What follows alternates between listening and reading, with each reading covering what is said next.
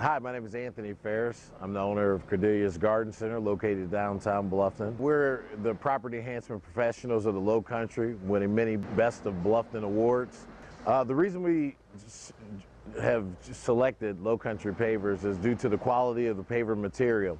The way they manufacture, their colors throughout.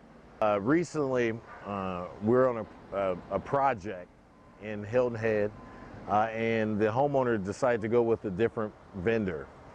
Once they selected a different vendor, it's been a logistical nightmare receiving our material. We've been behind on the project. When you come to Lowcountry Paver, it's in stock. 9 times out of 10, it's manufactured, it's here, it's waiting on you, so it's open and available. You can pick it up that day and install it. Once more, my name's Anthony Ferris. I own Cordelia's Garden Center. It's in Old Town. We have a paver pad full of Lowcountry pavers, and you can pick out some plant material. Continue beautifying Bluffton.